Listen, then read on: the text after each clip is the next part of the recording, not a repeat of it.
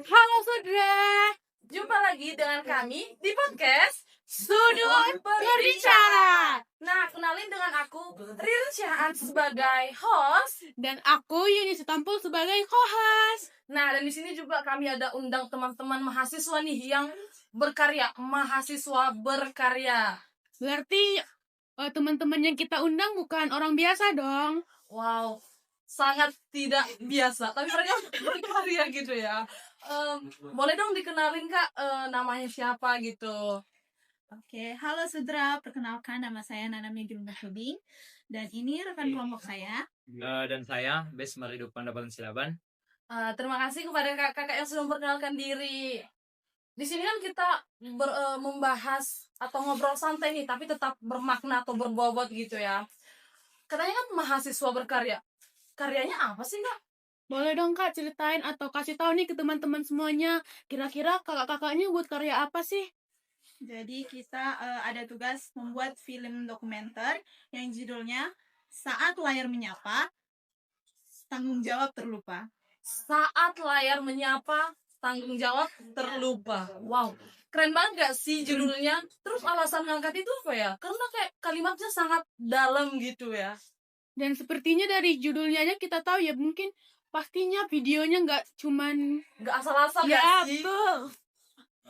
Ceritain dong Kak. Ya, apa sih alasannya buat judul itu, buat tema itu gitu? Latar belakangnya gitu.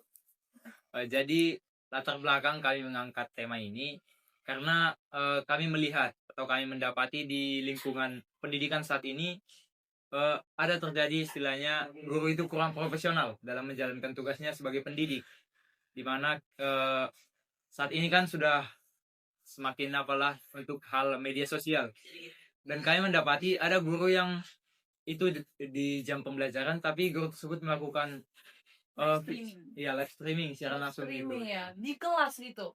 Iya, betul. Kalau boleh tahu live streamingnya melalui apa ya? Karena kan sekarang sosmed banyak banget ya Kak. Iya. Media sosialnya dari mana nih? Dari media sosial TikTok. Dari TikTok ya. Jadi gurunya live streaming yang di dalam kelas gitu. Dalam orang itu lagi ngapain gitu Kak? Jadi ceritanya gurunya datang ke kelas dan cuman memberikan tugas pada muridnya. Setelah diberikan tugas kepada muridnya, terus dikasih waktu pengerjaannya 20 menit gitu. Nah, muridnya mengerjakan, gurunya melanjutkan scroll TikTok dan melakukan live streaming. Berarti itu alasan dari kakak mengangkat video gitu, karena berarti ada guru yang tidak profesional ya, gitu. Betul. Tapi sebelumnya mau tahu dong Kak, guru yang live streaming tadi kira-kira usianya berapa ya? Karena kan sekarang Gen Z ya Kak, umur-umur sama kayak kita gitu kan, kayak paling banyak menggunakan TikTok. Karena kan tadi katanya yang live streamingnya melalui TikTok gitu. Mana tahu Gen Z atau mungkin milenial ya? Ya bisa dibilang gen milenial lah ya. Jadi berarti ada latar belakang yang terstruktur gitu, berarti nggak asal buat ya Kak. Ya. Jadi kakak ini perannya sebagai apa sih di video? Boleh dong diceritain, baru kayak mana proses pembuatan video, ada nggak dramanya, ada nggak tantangannya gitu Kak? Saya sendiri di video tersebut sebagai siswa ya. Sebagai siswa. Kalau Abang Bes? Kalau saya di situ sebagai pengawas, profesor lah istilahnya. Supervisor. Okay. Ada nggak tantangan atau hambatan pas pembuatan video itu? Kalau untuk tantangan pasti ada lah. Kan semenjak ada tugas ini kami diskusi lah untuk menentukan tema, baru lanjut ke menentukan peran. Di peran itu banyaklah ada istilahnya nggak mau jadi ini, harusnya jadi ini, itu mungkin tantangan. Jadi harus butuh kerjasama lah mungkin ya kan. Ya. Itulah. Berarti butuh energi ya. Berarti orang kakak ini capek nggak ya Kak Yun? Pastinya capek dong ya. Ya capek karena dalam pengerjaan tugas ini kita tuh dikejar-kejar sama waktu. Oh, dikejar-kejar sama waktu. Oke, dari latar belakangnya mungkin sangat ribet banget ya Kak Arin.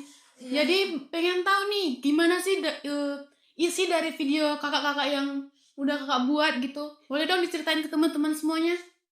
Baik, singkat saja isi dari video kami itu ada seorang guru yang datang ke kelas dengan tidak profesionalnya guru tersebut memberikan tugas kepada siswa. Setelah memberikan tugas begitu saja, guru tersebut udah main HP, live streaming, siswanya ditinggalkan gitu aja ngerjain tugas sendiri.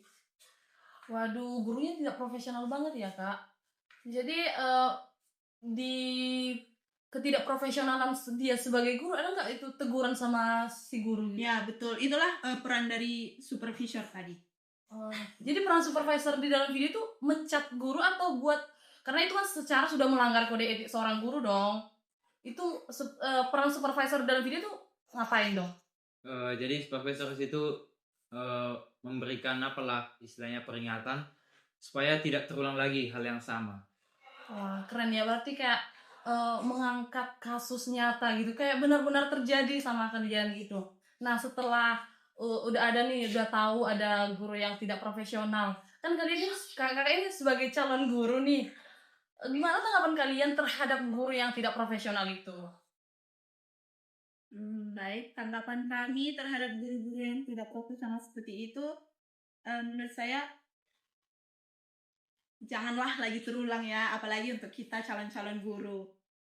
Terus juga tidak salah sebenarnya menggunakan media sosial, tapi kita harus tahu batasan kita di mana. Keren juga ya. Jadi kalau menurut pandangan Abang Bes gimana? Mungkin kita sebagai calon guru harus lebih dari yang kita lihat sekarang. Kita itu sudah menempuh pendidikan, kita sudah belajar banyak hal. Jadi setidaknya kita itu juga harus menjadi contoh lah untuk anak murid kita. Tidak mungkin kita itu mengajarkan kepada mereka tapi kita itu tidak melakukan apa yang kita omongkan begitu. Iya betul, karena kan kita sebagai guru pastinya jadi teladan yang diam-diam. Pasti murid kita bisa saja meniru sifat kita. Iya, bener banget dong. Dari yang kakak orang ini ceritain kayaknya videonya bermakna banget ya, apalagi untuk kita sebagai calon guru.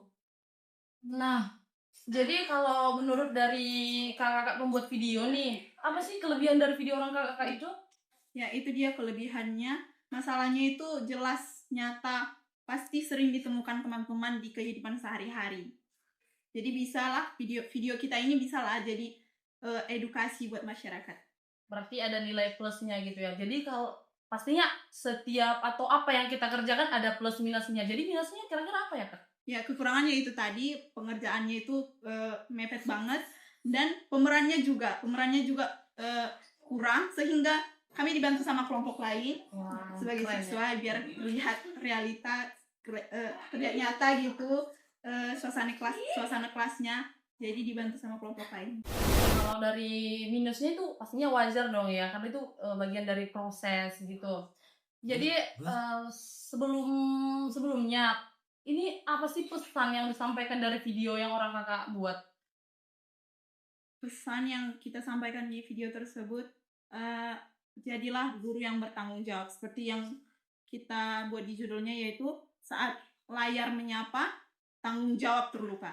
Nah jadi sebagai calon guru, marilah kita sesuai lah berperilaku dengan etika keprofesian guru ya kan. Kepada Abang Bes sebagai atau selaku supervisor nih di video itu, apa sih pesan yang bisa disampaikan juga dari video yang orang Bang Bes buat?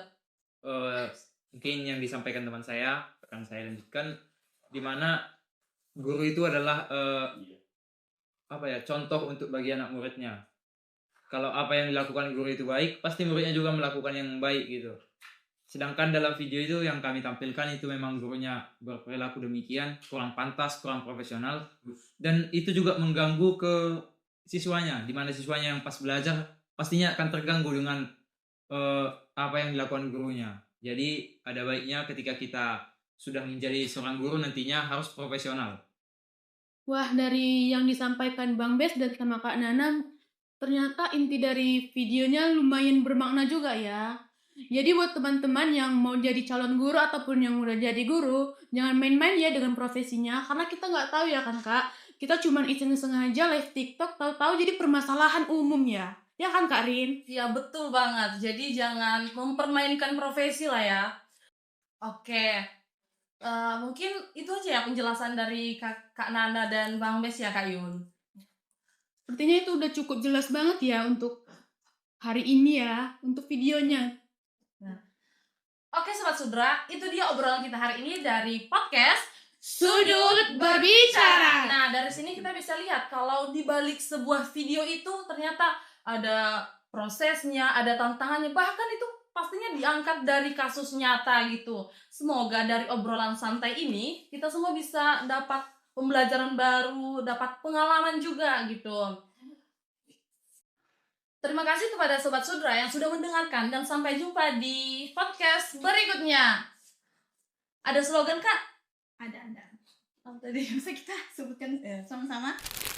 tadi kakak ini bilang ada loh slogan orang itu gitu. Boleh dong Kak diajarin gitu? Iya. Ya. Apa sih slogannya Kak? Slogannya dari video kita yaitu mari gunakan media sosial dengan bijak. Mari gunakan media sosial dengan bijak. Oke, Yuk, oke. sama-sama ya. Slogannya adalah Mari gunakan media sosial dengan bijak.